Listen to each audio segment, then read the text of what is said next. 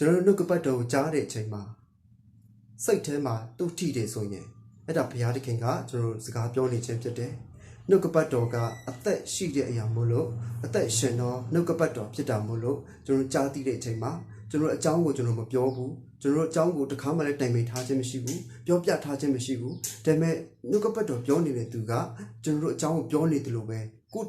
တယောက်တည်းကိုပဲ direct ပြောနေတယ်လို့ပဲဆိုတာလူတိုင်းကတုတ်ထိခြင်းကိုခံရတယ်အဲ့ဒါကဘုရားသခင်ကျွန်တော်တို့စကားပြောနေခြင်းဖြစ်တယ်အာမင်ဒီနေ့ဘုရားသခင်ရဲ့တဘောဘုရားသခင်ရဲ့အလိုကဘာလဲဆိုတဲ့အရာကိုဒီနှုတ်ကပတ်တော်အပြင်စင်ချင်နှလုံးသွင်းရအောင်တရားဟောရကြအခန်းကြီး4အငယ်16မှာနောက်တစ်ဖန်သင်တို့ဒီလူယောက်ျားလူမိန်းမတဒံလူယောက်ျားလူမိန်းမတဒံလို့ပြောတယ်အဲ့တော့နောက်တစ်ခုတရားဟောရကြအခန်းကြီး9အငယ်6ကအငယ်9ကနေငါမတပါအခြားသောဘုရားကိုမကိုးကွယ်နဲ့အထက်မိုးကောင်းကင်၌၎င်းအောက်ရဲ့မြေကြီးပေါ်၌၎င်းမြေကြီးအောက်ရေထဲ၌၎င်းရှိသောအရာနှင့်ပုံတံတူစွာရုပ်တုဆင်းတုကိုကိုယ်အဖို့မလုံနဲ့ဥမချဥမပြုတ်နဲ့အကြောင်းမူကားသင်၏ဘုရားသခင်ငါထာဝရဘုရားသည်သင်ကိုချစ်မြတ်နှုန်းခုံမယ်ချစ်တနာအားကြီးသောကြောင့်သူတစ်ပါးလက်ဝဲသို့သင်ရောက်မည်ကိုမနှစ်လို့နှမျောတတ်တတဝန်တူသောဘုရားဖြစ်သည်ငါကိုမုန်းသောသူတို့၏အမျိုးအစဉ်ဆက်တတိယဆက်စတုထအဆက်တိုင်အောင်အဘာတို့၏အပြစ်ကိုသားတို့၌ဆက်ပြီးဆင်ရင်တော်ဘုရားငါကိုချစ်၍ငါပြည့်ညတ်တို့ကိုကြံ့သောသူတို့၏အမျိုးအစဉ်ဆက်အထောင်တောင်းတိုင်အောင်ကရုဏာကိုပြတော်ဘုရားဖြစ်၏လူယောက်ျားလူမိန်းမတဒံတဲ့ပြီးတော့အထက်မိုးကောင်းကင်အောက်ရမြေကြီးထဲ၌ရှိသောအရာရေထဲ၌ရှိသောအရာနေပုံတံတူစွာရုပ်တုဆင်းတုကိုကိုယ့်အဖို့မလုံနဲ့အတ္တိဟာနဲ့ပတ်သက်ပြီးလူယောက်ျားလူမိန်းမပါကိုယ့်အဖို့ရုပ်တုဆင်းတုကိုမလုံနဲ့လို့ဘုရားသခင်ကပြောထားခြင်းဖြစ်တယ်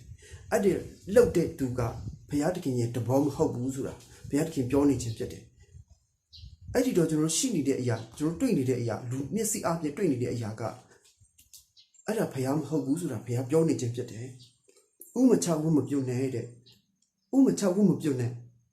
အဲ့ဒီရုပ်တုဆင်းတုရှိမှကျွန်တော်မတက်ရက်နေတာတော့မှဥချဝပြုတ်နေတာပါပဲအဲ့တော့ဘုရားကအဲ့ဒါကိုသူ့အလိုမဟုတ်ဘူးဆိုတာဖော်ပြနေတာဖြစ်တယ်အကြောင်းမူကားသင်၏ဘုရားသခင်ကထာဝရဘုရားသည်သင်ကိုချစ်မြတ်နိုးခုံမယ်ချစ်မြတ်နိုးခုံမယ်နေတဲ့ဘယ်လောက်ထိဘုရားသခင်ရဲ့စကားလုံးကဘယ်လောက်ထိလေးနက်တယ်ဘယ်လောက်ထိဖော်ပြထားလဲဆိုရင်ချစ်မြတ်နိုးခုံမယ်ချစ်တနာအားကြီးသောကြောင့်တဲ့သူတစ်ပါးလက်ဝဲသူတင်ရောက်မိကိုမနစ်လို့ချစ်တနာအားကြီးတယ်နည်းနည်းပဲချစ်တာမဟုတ်ဘူး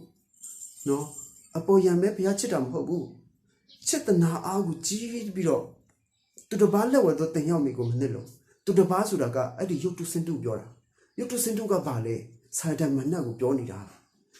အဲ့ဒီစာဒမနတ်လက်ကိုတင်ရောက်မိကိုမနစ်လို့နှမျောတတတုံတူတော့ဘုရားဖြစ်တယ်တဲ့သူ့လက်ထက်ကိုပါသွားပြီဆိုရင် तू ဘာလုပ်မှာလဲသူ့လက်ထက်ပါသွားပြီဆိုရင် तू ငရေကိုခေါ်သွားမှာလေနောက်ဆုံးမှာ तू ငရေကိုခေါ်သွားမှာအဲ့တော့တကူလုံးမီးတဲ့ကိုမီးဖို့တဲ့ကိုကန့်နဲ့လောင်တဲ့မီးတဲ့ကို तू ခေါ်သွားမှာအဲ့ကြောင့်ဘုရားကဒါကိုမနစ်လို့ဘူးတုံတူတယ်တဲ့ကျွန်တော်စဉ်းစားကြည့်တုံတူတယ်ဆိုတဲ့ဟာကကျွန်တော်ချစ်တဲ့သမီးစားဘဝမှာကျွန်တော်ချစ်တဲ့သူတယောက်ကိုနောက်တယောက်ကလာပြီးမှစကားလာပြောတယ်နောက်တယောက်လာပြီးမှသူနဲ့ပတ်သက်တယ်အဲ့ဒါတွေကိုကျွန်တော်ဘယ်လိုခံစားရမလဲဘာဖြစ်လို့လဲအဲ့ဒါချစ်လို့အဲ့ဒါကိုတုံတူနေတယ်နော်တုံတူတယ်ဘာဖြစ်လို့တူရလဲကို့ထက်သူ့ကိုပိုချစ်သွားမှဆိုတယ်ကို့ကိုမချစ်တော့ဘဲနဲ့သူ့ကိုချစ်သွားမှဆိုတယ်ကိုပြစ်ပြီးတော့သူ့နောက်ပါသွားမှဆိုတယ်အဲ့ဒါကြောင့်မပြောခိုင်းစေချင်ဘူးမျက်လုံးနဲ့တော့မှမပေးကြည့်စေချင်ဘူးအဲ့ဒါကတုံတူတာလေအဲ့ဒါကဘာဖြစ်လို့လဲချစ်လို့အဲ့တော့ဘုရားသခင်လည်းဒီလိုပါပဲကျွန်တော်တို့ဘယ်လောက်တိချစ်လဲဆိုရင်သူတစ်ပါးလက်ဝဲတို့တင်ရောက်မိကိုမနစ်လို့နှမျောတတတုံတူတယ်ဘုရားဖြစ်တယ်တုံတူတယ်ဆိုကြတဲ့ကကျွန်တော်တို့ဘယ်လောက်ချစ်လဲချစ်တနာအားကြီးတယ်တဲ့အဲ့ဒါကိုတတိယပါကို့ဖို့ရုပ်တုစင်းတို့မလုံနေဆိုတဲ့ဟာကလူယောက်ျားလူမိန်းမပါတယ်အထက်မိုးကောင်းကြီးအောက်ရဲ့မြေကြီးရေအောက်၌ရှိတော့အရာမြေအောက်၌ရှိတော့အရာအဲ့ဒါအားလုံးကိုကို့ဖို့ရုပ်တုစင်းတို့မလုံနဲ့လို့ဘုရားပြောတယ် ဖယားမဟုတ်မှန်းသိရင်တော့ဘာလို့လုံနေတော့မှလဲဒီနေ့ဒီချိန်ထိဖယားတခင်ကျွန်တော်တို့စကားပြောနေတာက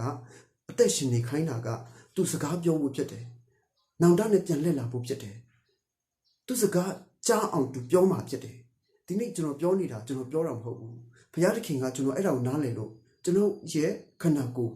နှုတ်ပါးစပ်တွေအသုံးပြုတော့ဖယားတခင်ကသူကြားစီလိုတဲ့သူကိုပြောနေခြင်းဖြစ်တယ်အဲ့ဒီတော့ကျွန်တော်ကြားရတဲ့အချိန်မှာဖယားကကျွန်တော်ပြောနေပြီဆိုတဲ့တဘောနဲ့တကယ်ဟုတ်လားမဟုတ်လားဆိုတာနှုတ်ကပတ်တော်အားဖြင့်ဆင်ခြင်ကြည့်ပါဖတ်ကြည့်ပါနှုတ်ကပတ်တော်ဖတ်ကြည့်ပြီးမှဆင်ခြင်နှလုံးသွင်းကြည့်ပါအဲ့ဒါဆိုရင်နှုတ်ကပတ်တော်တကယ်မှန်ရင်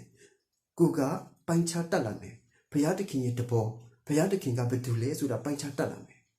အဲ့ဒီတော့ငါကိုမုံတို့သူတို့ရဲ့အမျိုးအစဉ်ဆက်တတိယဆက်စတုထဆက်အတိုင်အောင်အဘာတို့ရဲ့အပြစ်ကိုတားတော့နဲ့ဆက်ပြီးစီရင်တော့ဖခင်ငါကိုမုံ၍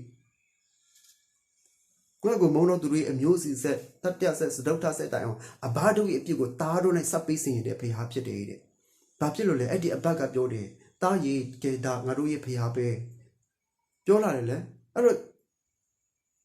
သူ့ရဲ့သားကလည်းသူ့ရဲ့သားကိုပြန်ပြောမှာပဲသူ့ရဲ့ကလေးကိုပြန်ပြောမှာပဲတကယ်သားရေးတာဖခင်တော့အဘတို့ရဲ့အပြစ်ကိုသားတို့နဲ့စပ်ပေးစီရင်တော့ဖခင်ဆိုတာကဘယ်လို့မကောင်းကြီးပေးလို့မရဘူးဘာဖြစ်လို့လဲဒီလိုပဲတုံတင်သွားတာလေမျိုးရုပ်စစ်ဆက်ဒီလိုပဲတုံတင်သွားတာအဲ့တော့တတိယဆက်စဒုထဆက်တဲ့အဲ့လိုတုံတင်တုံနေနဲ့တတိယဆက်စဒုထဆက်တတိယဆက်စဒုထဆက်ဘယ်နှဆက်တော့မှသွားမှာလဲအဲ့ဒီတော့ငါ့ကိုချစ်၍ငါပညာတို့ကိုကျင့်တော်သူတို့၏အမျိုးစီဆက်အထောင်တောင်းတိုင်အောင်အထောင်အတောင်းတိုင်အောင်ကရုဏာကိုပြတော်ဖေဟာဖြစ်၏ပညာငါ့ကိုချစ်ပြီးငါပညာတို့ကိုကျင့်တော်သူတို့၏အမျိုးစီဆက်အထောင်တောင်းတိုင်အောင်ကရုဏာကိုပြတော်ဖေဟာဖြစ်၏တဲ့ကျွန်တော်ဖះကိုရပြီးပြီဆိုရင်ဖះကိုတိပြီးပြီဆိုရင်အဲ့ဒီဖះကိုပဲညွန်ပြမှာပဲအဲ့ဒီဖះကိုပဲပြောပြမှာပဲအဲ့ဒီဖះအကြောင်းကိုပဲကျွန်တော်သိအောင်ရအောင်ကျွန်တော်နှလုံးသွင်းပေးမှာပဲကလေးတွေကိုအဲ့ဒီတော့အထောင်တောင်းတိုင်အောင်ကရုဏာကိုပြတဲ့ဖះဆိုတာကကျွန်တော်တို့အထောင်တောင်းတိုင်အောင်ရောက်လာတဲ့အချိန်မှာလည်းအထောင်တောင်းတိုင်အောင်ဆက်ပြောမှာပဲအဲ့ဒီအကြောင်းကဖះတခင်ရဲ့အကြောင်းကိုပေါ့နော်တကယ်ဖះစိတ်ဖះမှန်ရဲ့အကြောင်းကိုအဲ့ဒီတော့အရင်တုန်းကမောရှိတို့ခေတ်မှာမောရှိလက်ထက်မှာဣတရီလလူမျိုးတွေလှုပ်တဲ့နွားရုပ်မဟုတ်ဘူးဟိုတော့သူများပူဇော်ပတ်တာဖို့လှုပ်တဲ့နတ်ရုပ်တွေမဟုတ်ဘူးဆိုပြီးတော့ဝမ်းတာရမယ့်အချိန်မဟုတ်ဘူးဘာဖြစ်လို့လဲဆိုတော့ဘုရားသခင်ပြောတယ်လူယောက်ျားလူမိန်းမပုံတည်သူစွာနော်ပြီးတော့အဲ့ဒါကိုရုပ်ထုမလုံးနဲ့လို့ပြောတယ်နွားရုပ်တွေမဟုတ်ဘူးလို့ဘုရားသခင်ကအဲ့ဒီဟာကိုပဲပြောနေတာမဟုတ်ပါဘူးငါမှတပါအခြားတော့ဘုရားကိုမကိုးကွယ်နိုင်အတိဆိုတာကထွက်လာအောင်ပါပဲရုပ်တုစင်တို့အတိဆိုတာထွက်လာအောင်ပါနောင်လည်းထွက်လာအောင်ပါပဲအရင်တော့ဟာမဟုတ်လို့ဝမ်းတာမနေနဲ့ဝမ်းတာရမယ့်အချိန်မဟုတ်ဘူးအဲ့တော့ဘုရားစကားဘာပြောလဲဆိုတာဘုရားလိုတော့ဘာလဲဆိုတာဘုရားကဘာကိုပြောချင်လဲဆိုတာအဲ့ဒါကိုလည်းနားထောင်ကြည့်အောင်ဘုရားစကားကိုလည်းနားထောင်ကြည့်အောင်ဘုရားကအသက်ရှင်တဲ့ဘုရားဆိုတာတပါးတည်းရှိတယ်တဆူတည်းရှိတယ်အသက်ရှင်တဲ့ဘုရားကကယ်တင်နိုင်တဲ့ဘုရားကတဆူတည်းရှိတယ်အဲ့ဒီဟာကကျွန်တော်တို့ကိုရုပ်တုစင်းတို့မလောက်ခိုင်းတဲ့ဘုရားဖြစ်တယ်မြင်ရတဲ့အရာကိုမကိုးကွယ်စေခြင်းတဲ့ဘုရားဖြစ်တယ်နှလုံးသားနဲ့ပဲကိုးကွယ်စေခြင်းတဲ့ဘုရားဖြစ်တယ်အဲ့ဒီအကြောင်းနဲ့ပတ်သက်ပြီးကဘာဦးအခန်းကြီး6မှာဘုရားသခင်ကဒီလောကကဘာကိုကြည့်လိုက်တဲ့အချိန်မှာလူတွေကပုတ်ဆက်ကုန်ပြီတဲ့လူတွေကပုတ်ပြက်ကုန်ပြီလူတွေကမာယွင်းကုန်ပြီလို့ပြောတယ်အဲ့ဒါဘာလို့အဲ့ဒီထဲကနေနော်အေးဆိုတဲ့လူတယောက်ရှိတယ်အဲ့ဒီလူကြတော့ဖြောက်မှတ်တယ်လို့ဘုရားကပြောတယ်အဲ့တော့သူဖြောက်မှတ်ခြင်းကြောင့်ဘုရားကသူ့ကိုပြောတယ်နော်အေးတိမ်မောဆောက်ပါတိမ်မောဆောက်ပြီးတော့မင်းမတာဆွနဲ့အတူနွားတလိษံတွေအစုံစီကိုထက်လိုက်ပါလွတ်မြောက်ဖို့အတွက်လို့ဘုရားကပြောလိုက်တယ်ငါကဒီပုတ်ပြက်နေတဲ့ဒီကမ္ဘာလောကကိုရေမိုးရွာစေပြီးတော့ရေလွှမ်းမိုးခြင်းစေခြင်းအပြင်တန့်ရှင်းပစ်လိုက်မယ်လို့ဘုရားကပြောတယ်အဲ့ဒီတော့နော့အိကိုဘုရားကအဲ့ဒီအကြောင်းသူမြောက်တော့ပြောပါမပြောလွတ်မြောက်ခြင်းအကြောင်းကေဒီခြင်းအကြောင်းနော့အိကကြားရတာနဲ့အမျှနော့အိကချက်ချင်းလူတွေကိုပြောတယ်ဘုရားကပြောပါလို့မပြောဒါပေမဲ့နော့အိကတွေ့တဲ့လူတိုင်းကို ကဲဘုရားသခင်ကဒီလိုပြောတယ်တိမ်မောဆောက်ပါပြောတယ်အဲ့ဒီတိမ်မောအားဖြင့်ငါတို့လွတ်မြောက်ဖို့အတွက်ငါတို့အတူပါဝင်ရအောင်လို့ပြောတဲ့အချိန်အဲ့ဒီခေတ်အဲ့ဒီခါမှာလူဦးရေကအခုလက်ရှိလူဦးရေတဲ့နှစ်ဆပိုတယ်လို့ပြောတယ်အဲ့တော့အဲ့ဒီခေတ်အဲ့ဒီခါမှာနောအိလက်ထက်အထိမိုးရွာခြင်းဆိုတာမရှိခဲ့ဘူးအဲ့ဒါကြောင့်နောအိကိုနောအိမင်းယူနေပြီတဲ့မင်းမဟုတ်တော့ဘူးတဲ့မင်းလမ်းမာတော့မယ်တဲ့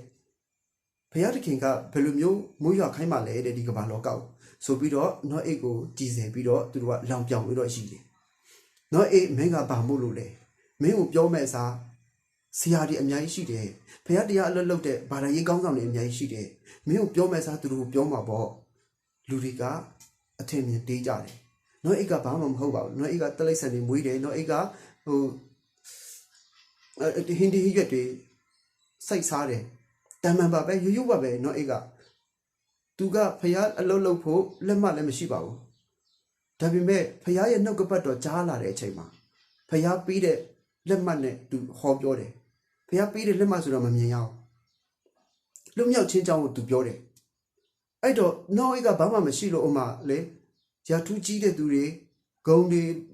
အများကြီးရှိတဲ့သူတွေပညာတတ်တွေအများကြီးရှိတဲ့ခေတ်မှာနောအိတော့ပြောတော့ဘယ်လိုယုံကြည်လို့ရမှာလဲနောအိကိုပေါ့နော်ဒါပေမဲ့နှုတ်ကပတ်တော်နဲ့ကြိုက်လားမကြိုက်လားဆိုတာသူတို့ဖះရဲ့စကားအစစ်မှန်လားဆိုတာသူတို့မခွဲခြားဘူးအဲ့တော့ဘာဖြစ်လို့လဲလို့ပြောတာလေဆိုရင်ပေါ့နော်ဟိုနှစ်ပေအခန်းကြီး2 5မှာနှစ်ပေအခန်းကြီး2အငယ်9မှာအဲ့မှာဘာရေးထားလဲဆိုရင်